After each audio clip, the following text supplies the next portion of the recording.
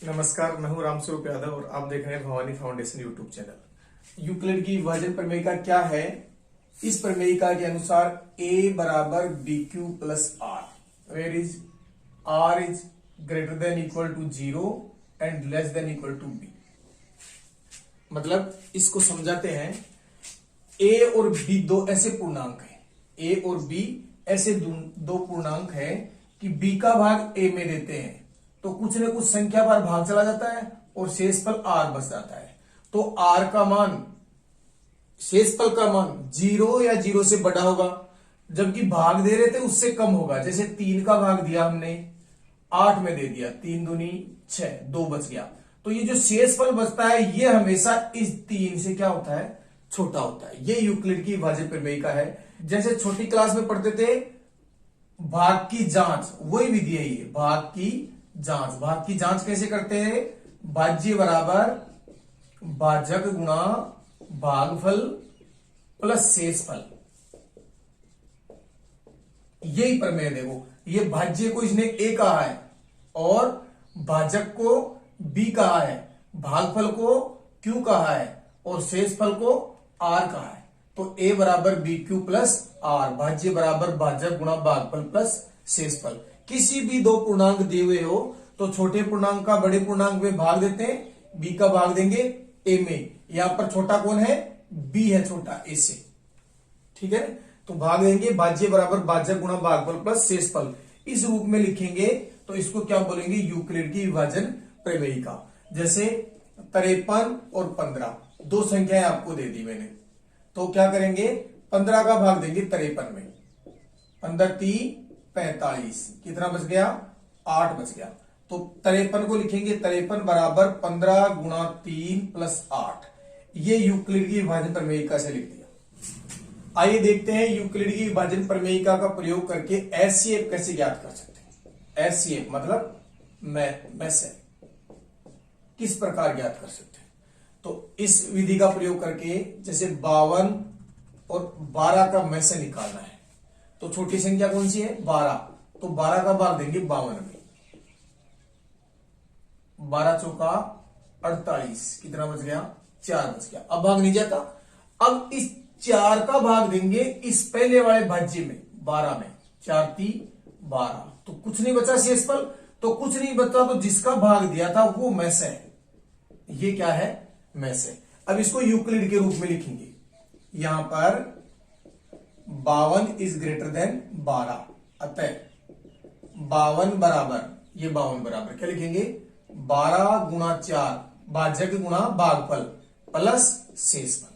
12 गुणा 4 प्लस 4। अब इस 12 को लिखेंगे 12 बराबर 4 गुणा 3 प्लस 0। तो यहां पर 0 आ गया, तो ये जो था इसका मैस है, ये मैस होगा। ये जो 4 है ये क्या है? मैस है।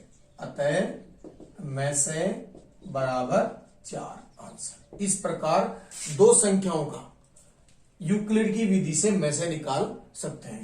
प्रश्न नंबर 2 देखते हैं। 420 और 130 का मैसे ज्ञात करो। यहां पर 420 बड़ा है 130 से, तो 420 में 130 का भाग देंगे। देखो पहले भाग देंगे बाद में यहां लिखेंगे। 130 का भाग दिया 13 एकम 13, 13 दो 26, 13 39, 13 39, 390 घटाया 0, 12 में से 9 गया तो 3 और 0।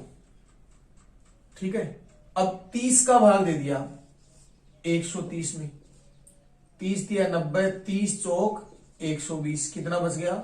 10 बच गया। अब 10 का भाग दे दिया 30 में, 10 दिया 30, कुछ नहीं बचा, मतलब में से क्या है? 10 है। अब इसको यहां पर यूक्लिड की विभाजन प्रमेय से लिखेंगे। यूक्लिड की विभाजन प्रमेयिका से क्या लिखेंगे? 420 बराबर 130 गुणा 3, 130 गुणा 3 और प्लस 30। अब ये लिखेंगे 130 बराबर 30 गुणा 4 प्लस 10। अब ये लिखेंगे 30 बराबर 10 गुणा 3 प्लस 0, 0 आ गया शेषफल, अतः में से बराबर 10 आंसर। आ गया समझ में। अब एक उदाहरण और लेते हैं, यदि अब भी समझ में नहीं आया तो। क्वेश्चन नंबर 3, 75 और 243 का में से कौन सी बड़ी है? 243। तो क्या लिखेंगे यहां पर? 243 ग्रेटर देन 75, अतः यूक्लिड की विभाजन प्रमेयिका से, तो यूक्लिड की विभाजन प्रमेयिका से क्या लिखेंगे? 243 बराबर 75। कितने बार गया भाग? तो इसके लिए आपको भाग देना पड़ेगा। 75 का भाग दिया 243 में, 75 एकम 75, 75 दूनी 150, 75 दिया 225, 75 दिया 225, कितना बच गया? 13 में से 5 गया तो 8 और 3 में से 2 गया तो 1, 18। 18 का भाग दिया 75 में, 18 चौका 72, कितना बच गया? 3। अब 3 का भाग किस में देंगे? 18 में, 3 छिके 18, कोई शेषफल नहीं बचा, तो में से क्या हो गया? 3 हो गया। में से वो होता है जिसका भाग दिया, भागफल को में से मत लिख देना, कहीं 6 लिख दो तो गलत हो जाएगा। अब इसको यहां पर लिखेंगे 243 बराबर 75 गुणा 3 प्लस शेषफल कितना बचा था? 18। अब इसको लिखेंगे 75 बराबर 18 गुणा 4 प्लस 3। अब इसको लिखेंगे 18 बराबर 3 गुणा 6 प्लस 0, अतः में से बराबर 3 आंसर। ठीक है। प्रश्न नंबर 5 है, संख्या 408 और 1032 के में से को इस रूप में लिख दिया, तो x का मान ज्ञात करो। तो पहले तो इसका में से निकालते हैं कि वो है क्या, और वो ये है, इसके बराबर में लिख देंगे उसको। हल यहां पर कौन सी बड़ी है? 1032 इज ग्रेटर देन 408, अतः यूक्लिड की विभाजन प्रमेयिका से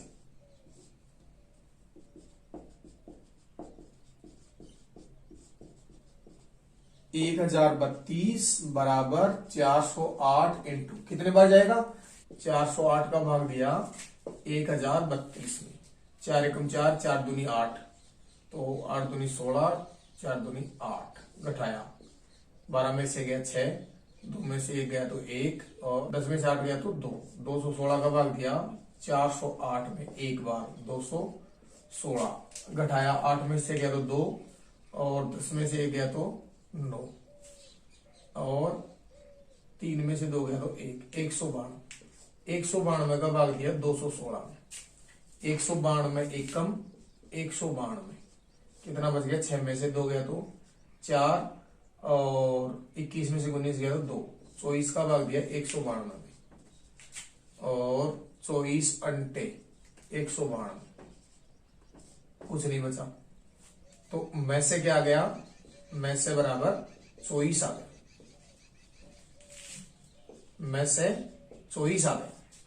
अब यहां पर लिखेंगे 1032 बराबर 408 इंटू 2 प्लस 216, फिर लिखेंगे 408 बराबर 216 इंटू 1 प्लस 192, फिर लिखेंगे 216 बराबर 192 इंटू 1 प्लस 24, फिर लिखेंगे 192 बराबर 24 इंटू 8 प्लस 0, में से शेषफल 0 आ गया, अतः में से बराबर 24। प्रश्नानुसार प्रश्न में से को क्या लिखा है? 1032x minus 408 into 5, 1032x minus 408 into 5 बराबर कितना आ गया? 24। इसको उधर भेज देंगे, पक्षांतर कर देंगे, तो 1032x बराबर 24 अपनी जगह, और ये इधर जाएगा तो प्लस का हो जाएगा, गुणा भी कर देते हैं, 8 पंजे 40 और 5 का 20, और 1032x बराबर जोड़ लिया 4, 4 2 6 0 2 और x बराबर 2064/1032 कितने बार चला गया? 2 बार। तो x बराबर 2 क्या हो गया? आंसर। आसान है, बस में से निकाला और जो आपको समीकरण दिया था उसको में से के बराबर में रख दिया और बराबर में रखते आंसर आ गया। यहां तक तो आपने पहले किया था और इतना सा एक्स्ट्रा है बस। दर्शाइए किसी धनात्मक पूर्णांक का घन 9m 9m+1 या 9m+8 के रूप में होता है। पहले तो हम इस प्रश्न को समझते हैं कि ये कहना क्या चाहता है। ये प्रश्न ये कहना चाहता है कि कोई भी संख्या है उसका घन करेंगे और उसमें 9 का भाग देंगे तो या तो पूरा पूरा चला जाएगा या 1 शेष बचेगा या 8 शेष बचेगा। 2 3 4 5 6 7 कभी शेष नहीं बचेगा। कब? 9 का भाग देने पर। आप देखकर भी देख सकते हो, जैसे 2 का घन 8 होता है, 3 का घन 27 होता है, 4 का घन 64 होता है, 5 का घन 125 होता है, 6 का घन 216 होता है, 7 का घन 343 होता है, 8 का घन 512 होता है, 9 का घन 729 होता है और 10 का घन 1000 होता है। इनमें यदि किसी भी संख्या में आप 9 का भाग दोगे तो या तो पूरा पूरा जाएगा, देखो इसमें पूरा पूरा जा रहा है, ठीक है, और इसमें भी पूरा पूरा जाएगा क्योंकि संख्याओं को जोड़ो 6 1 7 और 2 9, और इसमें भी पूरा पूरा जा रहा है। इनमें तो पूरा पूरा भाग जाएगा। ये जो घन है इनमें आप 9 का भाग दे लेना, इनमें तो पूरा पूरा भाग जाएगा। इसमें 8 शेष बच जाएगा, इसमें 1 बच जाएगा, इसमें फिर 8 बच जाएगा, फिर इसमें 1 बच जाएगा, इसमें 8 बच जाएगा और इसमें 1 शेषफल बच जाएगा। कभी भी 2 3 4 5 6 7 शेषफल नहीं बचेगा। तो आइए इस प्रश्न को हल करते हैं। इसको सिद्ध करना है कि इस रूप में होता है। यूक्लिड की विभाजन प्रमेयिका से, विभाजन प्रमेयिका से 2 धनात्मक पूर्णांक a तथा b के लिए यदि b बराबर 3 हो तो, यहां पर a और b 2 पूर्णांक है। हमने एक पूर्णांक को ले लिया b की जगह क्या ले लिया? 3, क्योंकि एक पूर्णांक लेंगे तभी संख्या आएगी। और 3 क्यों लिया? क्योंकि यदि 3 का घन करेंगे तो उसमें 9 का भाग चला जाएगा, वहां पर 9m आ जाएगा। यदि 2 का घन करूंगा तो वहां तो 8m ऐसे आएगा। ज्यादा बड़ी संख्या भी नहीं लेनी। क्यों नहीं लेनी है? क्योंकि यदि हम लिखेंगे b बराबर 3 ले लिया तो a बराबर हो गया या तो 3 का पूरा पूरा भाग चला गया उस संख्या में, या उस संख्या में पूरा पूरा भाग जाके 1 शेष बच गया, या पूरा पूरा भाग जाके 2 शेष बच गया। अब ये इतनी संख्याएं आएगी। यदि आपने ये ले लिया कि 9 का भाग दे रहे, b की जगह 9 ले लिया, तो a बराबर हो जाएगा 9q, 9q + 1, 9q + 2, 9q + 3, 9q + 4, 9q + 5, 9q + 6, 9q + 7, 9q + 8 तक हो जाएगा। तो इसलिए यहां पर छोटी संख्या लेनी है 2 3। अधिकतर प्रश्नों में 2 और 3। तो ये 3 संख्याएं आ गई आपके पास, ठीक है। अब पहली कंडीशन है यदि a बराबर 3q है, यदि a बराबर क्या है? 3q, तो घन करो। घन करने पर aq बराबर 3q का क्यूब, मतलब 3 3 9, 9 3 27 क्यूब। अब यहां पर 9 का भाग जाता है क्या इसमें? तो 9 कॉमन ले लिया। अब बाहर क्या रह गया? 3q। अब इसको m मान लिया, माना 3q बराबर m, तो ये संख्या क्या हो गई? 9m। ये देखो 9m आ गया। अब दोबारा लेंगे दूसरी कंडीशन, यदि a बराबर 3q + 1। ये कह रहा था कि यदि संख्या में 3 का पूरा पूरा भाग चला जाए तो उसका घन है उसमें भी 9 का पूरा पूरा भाग चला जाएगा। जैसा भी अपने 3 के वर्ग में, जैसा भी 3 के घन में 9 का पूरा पूरा भाग चला गया था, और 6 के घन में 9 का पूरा पूरा भाग चला गया था, और 9 के घन में 9 का पूरा पूरा भाग चला गया। ये तो वो कंडीशन है। ये कंडीशन है कि यदि 3 का भाग जाके 1 शेष पर बच जाए, मतलब जैसे 4 है, 3 दूनी 6 और 1 7 है, 3 3 9 और 1 10 है, तब उस कंडीशन में क्या होगा? घन करने पर, घन करेंगे तो aq बराबर 3q + 1 का क्यूब। अब ये आपको खोलना आना चाहिए। इधर मैं सूत्र लिख के बता देता हूं, a प्लस बी का होल क्यूब बराबर A cube plus 3a² B plus 3ab² plus B cube. ये सूत्र होता है a प्लस बी का होल क्यूब। तो इस सूत्र की सहायता से क्या लिखेंगे, ए क्यूब बराबर, तो ए क्यूब मतलब 3q का क्यूब प्लस दूसरे में क्या है 3a² बी, तो 3a² मतलब 3q का स्क्वायर इंटू 1, ये b है, ये तो a है और ये क्या है b है, तो ये वाला लिख दिया। अब ये लिखेंगे प्लस 3a, a मतलब 3q और b का स्क्वायर मतलब 1 का स्क्वायर, और फिर लास्ट में सूत्र क्या है b क्यूब मतलब 1 का क्यूब। ठीक है, सूत्र को मिटा देता हूं वापस। 3q का cube, 3 3 9 9 3 27 Q cube plus 3 into 9q² into 1 गुणा हो गया 3 इंटू 3q और प्लस 1 कितना 27 Q cube plus 27 q² plus 9q plus 1। अब इस इतने टेप में से इन तीनों पदों में से 9 कॉमन आता है, 9 कॉमन ले लिया, क्या बच गया 3q cube plus 3q² plus q और प्लस 1। इस पूरे को m मान लो, माना 3q cube plus 3q² plus q बराबर m। देखो इसमें m अलग माना था, इसमें m अलग माना था, ये 1% था, ये खत्म हो गया। ठीक है, तो ये दूसरा पर्सन है, इसमें m दूसरी संख्या को मान सकते हो, तो क्या हो गया ये 9m प्लस 1 हो गया। ठीक है ना। अब तीसरी कंडीशन, ये सिद्ध कर दिया, ये सिद्ध कर दिया, अब ये सिद्ध करके देखेंगे। तीसरी कंडीशन क्या है, a बराबर 3q मान लिया, 3q प्लस 1 मान लिया। तीसरी कंडीशन ये है a बराबर 3q प्लस 2, क्या करेंगे घन करेंगे, तो घन करने पर घन करेंगे तो a का क्यूब बराबर 3q प्लस 2 का क्यूब, वही a cube plus b cube का सोल a प्लस b का होल क्यूब का सूत्र a cube plus 3a² b plus 3ab² plus b cube. सूत्र लगाएंगे तो 3q का cube plus 3a² b, 3a² मतलब 3q का स्क्वायर इंटू b मतलब 2, फिर 3ab², तो 3 into 3q into b, b की जगह क्या है 2, 2 का स्क्वायर, और लास्ट में b क्यूब मतलब 2 का क्यूब। देख में लेना एक बार सूत्र के हिसाब से लिखा है क्या मैंने, 3q का क्यूब 27q क्यूब,